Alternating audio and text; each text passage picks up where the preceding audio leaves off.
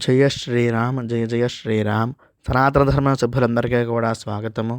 మన సనాతన ధర్మంలో ఇంతవరకు కూడా శ్రీమద్ రామాయణము బాలకాండ 15 సర్గలు పూర్తయ్యాయి. ఈరోజు 16వ సర్గ. ఎవరైనా ముందు సర్గలు వినకపోయి ఉంటే వీడియో కింద ఆ ప్లేలిస్ట్ పెడతాను, బాలకాండ మొత్తం మొదటి నుంచి.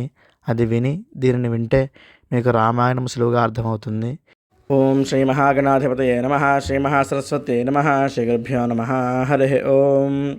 ఓం శుక్లాంబరధరం విష్ణుం శశివర్ణం చతుర్భుజం ప్రసన్నవదనం ధ్యాయేత్ సర్వవిఘ్నోపశాంతయే. అగజానన పద్మార్కం గజాననమహర్నిశం అనేకదం తం భక్తానాం ఏకదంతముపాస్మహే. వక్రతుण्ड మహాకాయ కోటిసూర్యసమప్రభ నిర్విఘ్నం కురు మే దేవ సర్వకార్యేషు సర్వదా.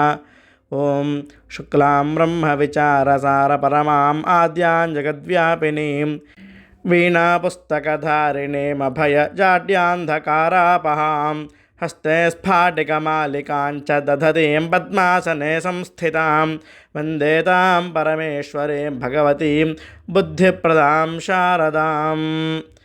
శరదిందుసమాకారే పరబ్రహ్మస్వరూపిణి వాసరాపేఠనిలయే సరస్వతీ నమోస్తుతే.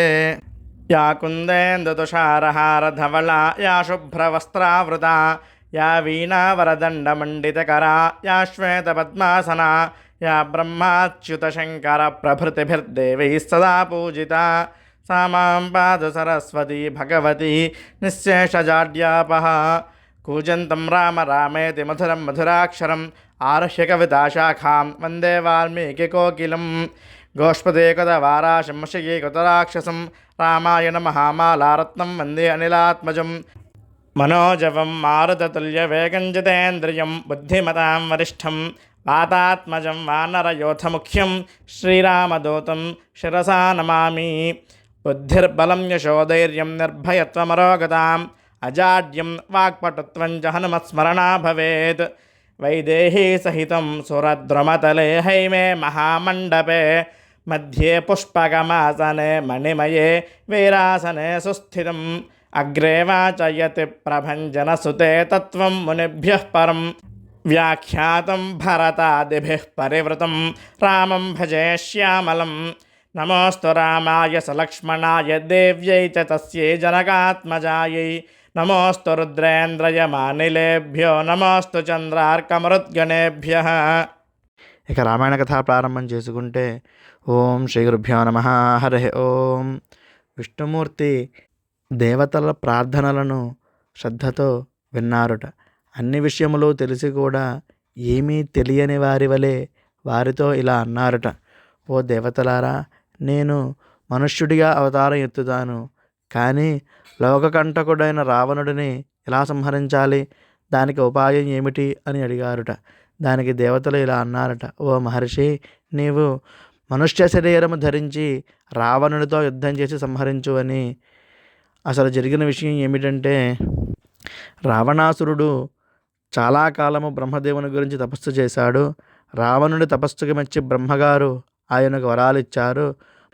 మనుష్యులతో తప్ప అతనికి వేరే వారి చేత మరణభయం లేకుండుగాక అని వరం ప్రసాదించారు. మానవులు బలహీనులని, వారంటే రావణునికి చులకన, అందుకోసమని అటువంటి వరం కోరాడు. ఆ వరగర్వంతో రావణుడు ముల్లోకాలలోని దేవతలను, మునులను, మానవులను బాధిస్తున్నాడు. కేవలము మనుష్యులు తప్ప అతడిని వేరే ఎవరో కూడా చంపలేరు. మామూలు మనుష్యులు రావణుని ముందు నిలబడే ధైర్యం కూడా చేయలేరు. కాబట్టి తమరు మానవునిగా అవతరించి రావణుడిని సంహరించాలి అని వివరంగా చెప్పారట దేవతలు. దశరథునికి కుమారులుగా పుట్టడానికి నిశ్చయించుకొని విష్ణుమూర్తి అంతర్ధానమయ్యారుట.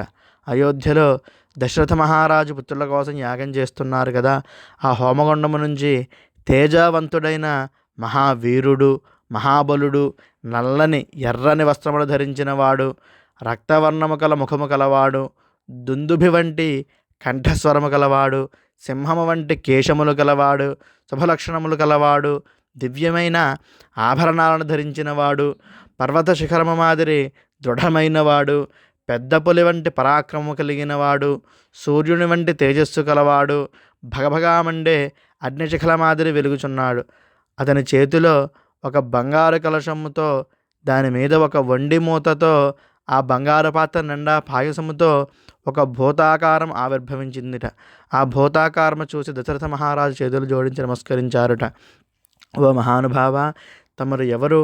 తమరికి నేను ఏమి సేవ చేయగలను అని ప్రార్థించారుట. ఆ భూతము దశరథుని చూసి ఇలా పలికిందిట.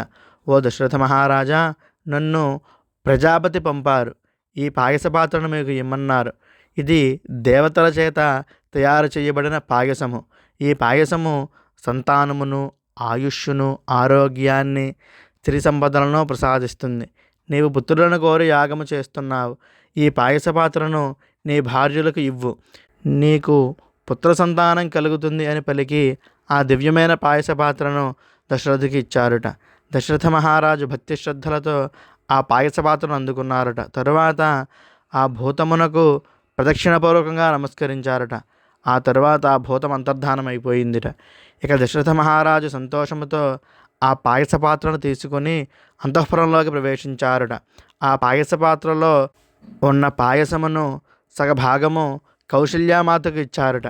మిగిలిన పాయసంలో సగభాగము అనగా 4వ భాగము సుమిత్రమాతకు ఇచ్చారట. మిగిలిన పాయసంలో సగభాగం అనగా 8వ భాగం కైకేయి మాతకు ఇచ్చారట. మిగిలిన పాయసం అనగా మిగిలిన 8వ భాగము ఏం చెయ్యాలని ఆలోచించి దానిని మరలా సుమిత్రకే ఇచ్చారట. ఇదే కాకుండా ఇక్కడ ఇంకొక కథ కూడా ఉంది.